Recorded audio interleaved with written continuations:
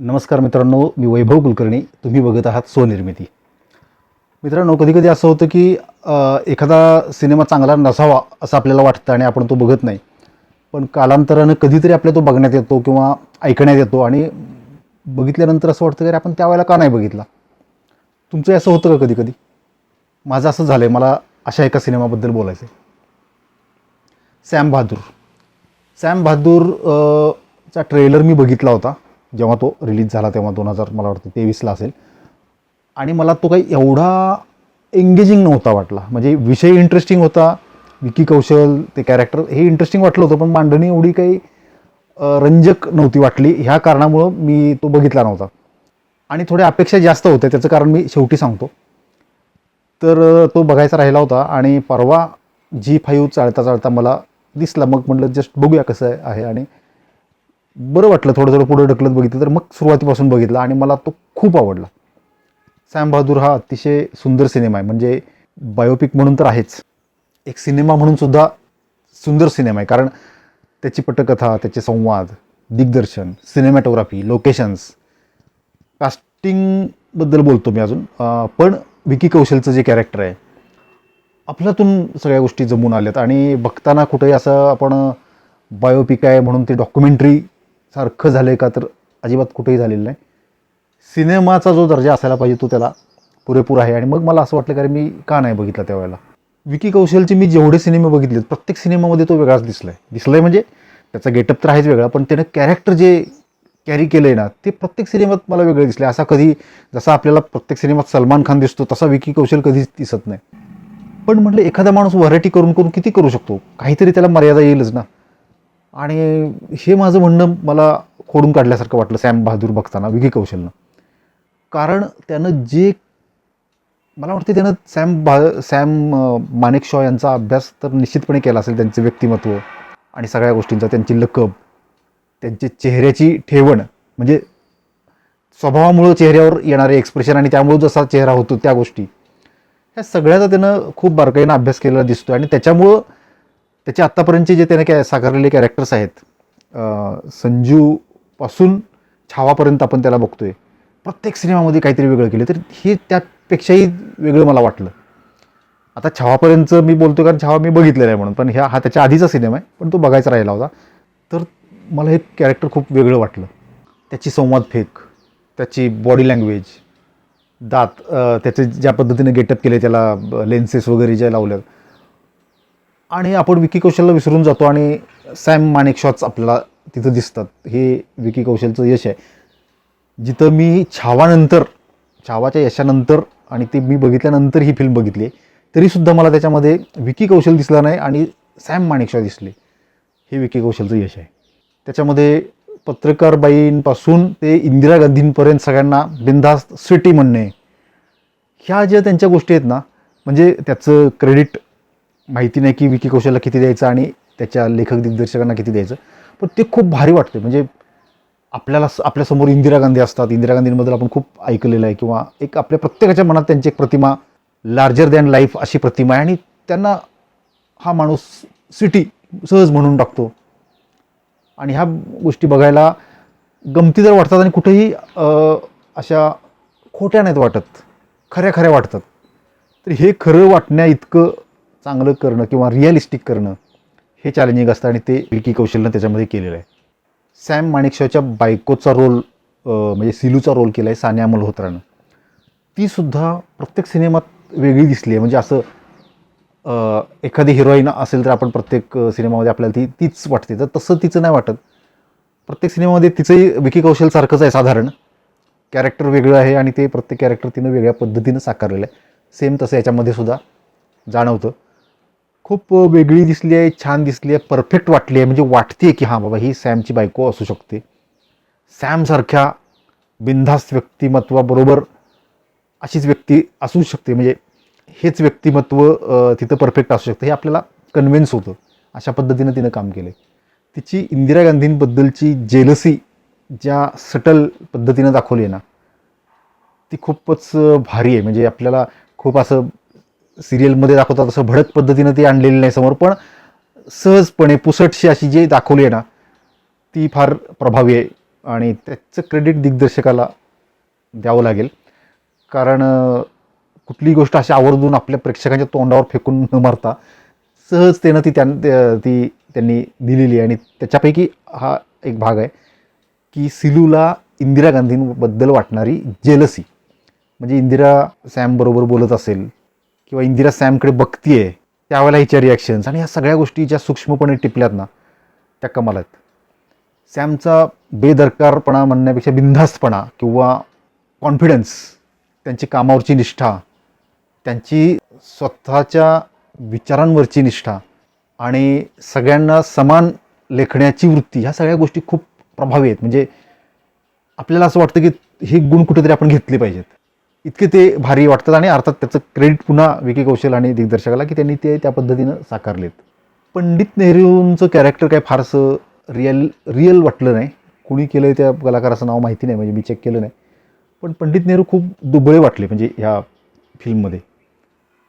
Negative नाही वाटले. म्हणजे तुम्ही म्हणाल लगेच की प्रोपोगंडा फिल्म आहे का आणि ती त्यामुळं दाखवलेत का, तर असं अजिबात नाही. ती प्रोपोगंडा फिल्म नाही किंवा दिग्दर्शकाचा असा काही हेतू नाही आहे, हे मी तुम्हाला आवर्जून सांगेन. आणि त्याचं एक्सप्लेनेशन मी शेवटी देतो, कारण तो मुद्दा खूप महत्त्वाचा आहे. सेम मला इंदिरा गांधींबद्दल पण वाटलं. इंदिरा गांधीचं सुद्धा कॅरेक्टर वीक वाटलं थोडंसं सॅमच्या समोर.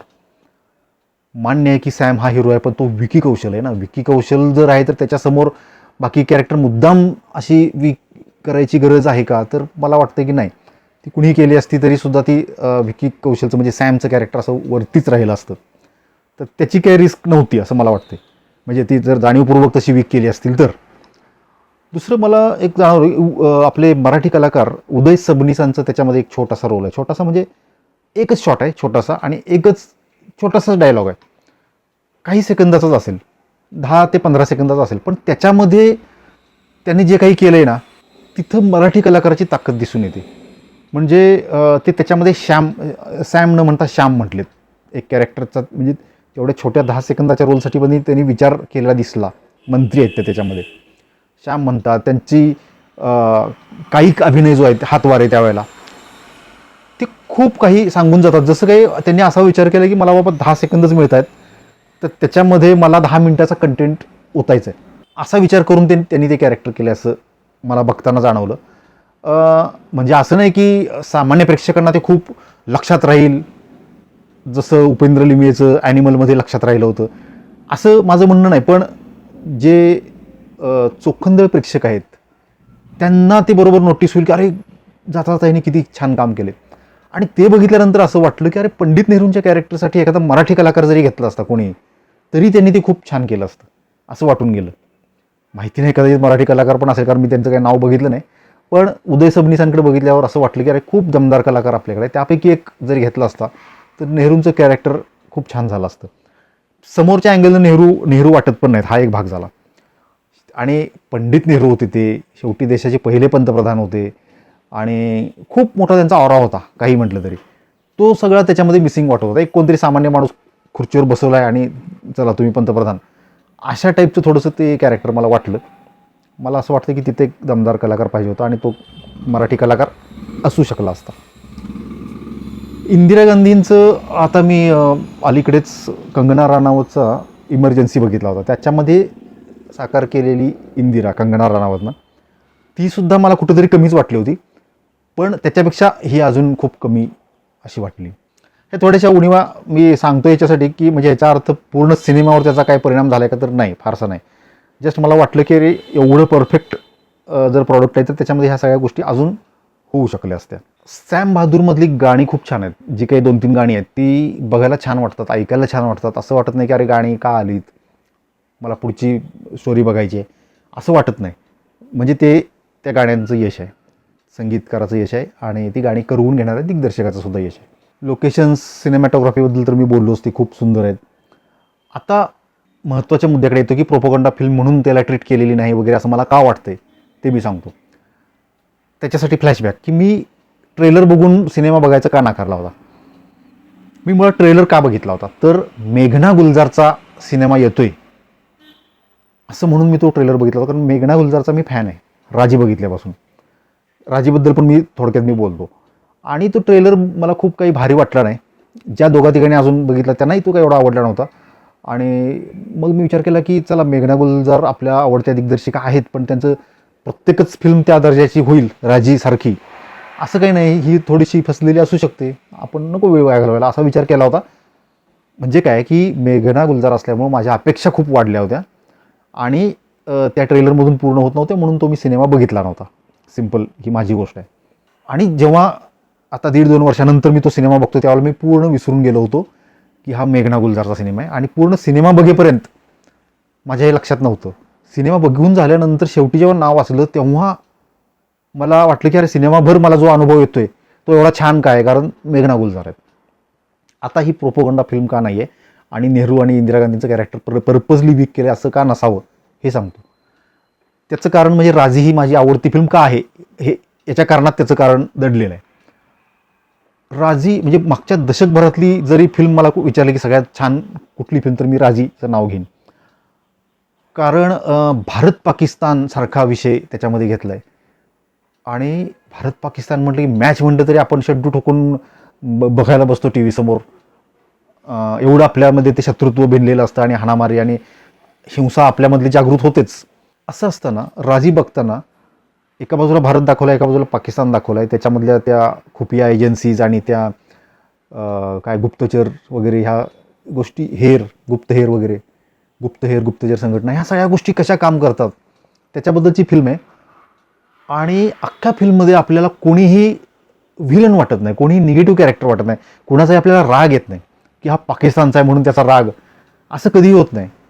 इनफॅक्ट विकी कौशलनं त्याच्यामध्ये पाकिस्तानीच मला वाटते सैन्याच्या अधिकाऱ्याचा रोल केलेला आहे. आपली सहानुभूती त्याच्या बाजूनं पण असते, आपली सहानुभूती भारतीयांच्या बाजूनं, आपली सहानुभूती प्रत्येक कॅरेक्टरच्या बरोबर राहते.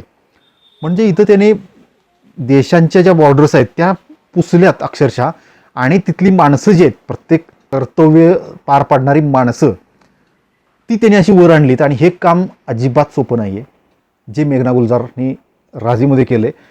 आणि हा एकच भाग नाही तर पूर्ण फिल्म बघताना आपण कुठेही सुटत नाही. म्हणजे इतकी परफेक्ट त्याची पटकथा आहे, त्याची ट्रीटमेंट आहे की आपल्याला सतत असं आपण खूप एंगेज राहतो, खूप आपल्याला धरून पकडून ठेवते ती फिल्म. आलिया भट्टनं त्याच्यामध्ये मुख्य भूमिका केली आहे, विकी कौशल आहे, आणि ह्या सगळ्यांच्यापेक्षा मला हिरो वाटतात ते म्हणजे मेघना गुलजारच, कारण त्यांची फिल्म आहे ती, विकी कौशलची नाही आणि आलिया भट्टची नाही असं वाटतं. तर अशी फिल्म करणाऱ्या मेघना गुलजार मुद्दाम नेहरूंना वीक दाखवतील, मुद्दाम इंदिरा गांधींना वीक दाखवतील असं मला वाटत नाही. ते झालं असेल त्यांच्याकडनं, कधी कधी होतात काही गोष्टींकडे आपण फार लक्ष नाही देऊ शकत वगैरे. तर आणि तो काय फार महत्त्वाचा मुद्दा पण नाही, जस्ट आपल्याला सिनेमाबद्दल बोलतो तर त्यातल्या चुका पण काही काढायच्या असतात म्हणून त्या काढल्या, बाकी काही एवढं मनावर घेण्यासारखं नाही. पण आत्ता ज्या पद्धतीनं युद्ध परिस्थिती सुरू आहे ना सगळ्या जगभर, इस्रायल इराण असेल, भारत पाकिस्तान असेल, आणि चीन अमेरिका, ह्या सगळ्या गोष्टी ज्या चालल्यात, रशिया, गाझा, हे ते युक्रेन, पॅलेस्टाईन, सगळ्या गोष्टी, तर त्या सगळ्या पार्श्वभूमीवर सॅम बहादूर जर तुम्ही बघितला नसेल तर आत्तासुद्धा बघू शकता. आत्तासुद्धा तो सिनेमा ताजाच आहे. आणि मुळात बायोपिक आहेत ह्या कधीच शिळ्या होणार नाहीत की चला 1.5-2 वर्षापूर्वीचा सिनेमा आहे. आणि मागं मी एक व्हिडिओ पण केला होता की आता सिनेमा जुना होण्याचा काळ संपला आहे, आता सिनेमा सतत नवीनच राहील. तर तसं जर तुम्ही बघितलं नसेल तर सॅम बहादूर बघा, झी5वर आहे, आणि नक्की चांगला सिनेमाचा अनुभव ह्या युद्धजन्य परिस्थितीमध्ये घ्यायला काहीच हरकत नाही. मेघना गुलजारांना गुलजार आणि राखी यांचा वारसा लाभला आहे त्यांच्या प्रतिभेचा, म्हणून त्या एवढ्या, म्हणून असं म्हणता येत नाही कारण कितीतरी स्टार किड्स एवढे प्रतिभावंत नाही आहेत हे पण आपण बघितले. पण मेघनाची त्यांची प्रतिभा आहे, त्या मानाने त्या तेवढ्या पॉप्युलर नाही आहेत ह्याची मला खंत वाटते. कारण आपल्या देशामध्ये एवढे चांगले दिग्दर्शक आहेत. मी कलात्मक सिनेमाच्या अंगाने बोलत नाही आहे, कारण तुम्ही म्हणाल की आर्ट फिल्म असेल तर त्यांना कोण ओळखत नाही वगैरे, तर तसं नाही आहे. मेघना गुलजारचे सिनेमे जर तुम्ही बघितले तर ते कमर्शियल सिनेमे आहेत आणि तरी दर्जेदार आहेत. आणि अशा दिग्दर्शिका असूनसुद्धा त्या जेवढ्या पॉप्युलर असायला पाहिजे, जशी काही नावं आहेत, संजय लीला भन्साळी, राम गोपाल वर्मा वगैरे आपण म्हणतो, त्या मानाने त्या पॉप्युलर का नाही आहेत हे खरं तर एक प्रश्नचिन्ह आहे. आणि प्रेक्षक म्हणून आपण याच्यावर विचार करायला पाहिजे. आता ह्या 2 फिल्म बघितल्यानंतर अजून पण त्यांच्या 1-2 बघितल्या असतील, मी आत्ता लक्षात येत नाहीत माझ्या, पण आता मला असं वाटतं की त्यांच्या सगळ्या फिल्म्स ज्या माझ्या बघायच्या राहिल्यात त्यासुद्धा मी बघितल्या पाहिजेत असं मला वाटते. आणि ते मी बघणार आहे. जाता जाता मला मगाशी एक मुद्दा आठवला. जसं मी म्हटलं की सगळी फिल्म बघून झाल्यानंतर मला कळलं की मेघना गुलजारची फिल्म आहे. तर मला एक माझ्या स्वभावाचा एक पैलू तुम्हाला सांगायचा आहे की मी फार अशा कुठल्या इन्फ्लुएन्सनं सिनेमा बघत नाही की ह्याचा सिनेमा त्याचा सिनेमा, असं नसतं. खूप कमी वेळा मेघना गुलजार सारख्यांचा प्रभाव माझ्यावर असतो की मेघनाचा सिनेमा तर तो ह्या दर्जाचा पाहिजे, तो नसेल तर मी नाही बघू शकत वगैरे. हा थॉट एखाद्या लेवलला असूच शकतो, असं काही नाही, शेवटी मी माणूस आहे. पण खूप असं कलाकार बघून सिनेमा बघणे वगैरे असं माझं नाही आहे. कुठलाही नवीन कलाकार असेल, म्हणजे दिग्दर्शकाला मी कलाकार म्हणतोय, तर त्याच्या हातून खूप अजरामर कलाकृतीसुद्धा होऊ शकते, ह्या गोष्टीवर मी विश्वास ठेवून असतो नेहमी. आणि खूप प्रसिद्ध दिग्दर्शक आहे तर त्याची पुढची फिल्म फ्लॉप पण असू शकते, बकवास पण असू शकते, ह्या पण गोष्टीवर माझा विश्वास आहे. त्यामुळे मी ह्या गोष्टी बघत नाही. कलाकारांच्या बाबतीतसुद्धा मी तसा विचार करत नाही. छावा मी जेव्हा बघितला आणि थिएटरमधून बाहेर पडलो आणि गप्पा मारत होतो की काय एक एक कॅरेक्टर केलं, औरंगजेबचं कॅरेक्टर, त्यावेळेला बोलताना मला कळलं की अरे तो अक्षय खन्ना होता होय, हे मला सिनेमागृहातून बाहेर पडताना कळलं. तर असं आहे, मला घरी पण खूप नावं ठेवतात की काय तुम्ही फिल्म इंडस्ट्रीमध्ये काम करून उपयोग नाही, तुम्हाला ही हिरोईन माहीत नाही, तो हिरो माहीत नाही, तो कलाकार माहीत नाही. होतं असं माझं. मला आधी काम आवडतं आणि मग मी त्यांचं नाव शोधतो. म्हणजे कसं आहे की कोरीपाठी ठेवून बघण्याचा मी प्रयत्न करतो म्हणण्यापेक्षा हे माझ्या स्वभावातच ते तसं थोडंसं आहे. त्यामुळे मी इन्फॉर्मेशन ही माझ्यासाठी सेकंडरी गोष्ट आहे. त्यामुळे मी तुमच्याशी जेव्हा कधी सिनेमाबद्दल बोलत असतो त्यावेळेला कधी एखादी वेळेस चुकीची माहिती नाही देणार, पण अपूर्ण माहिती किंवा माहिती नसणे मला ह्या गोष्टी तुम्हाला जाणवू शकतात, त्या तुम्ही कृपया ॲक्सेप्ट करा. सॅम बहादूर नक्की बघा. व्हिडिओ आवडला असेल तर लाईक करा, शेअर करा, चॅनल सबस्क्राईब करा. धन्यवाद.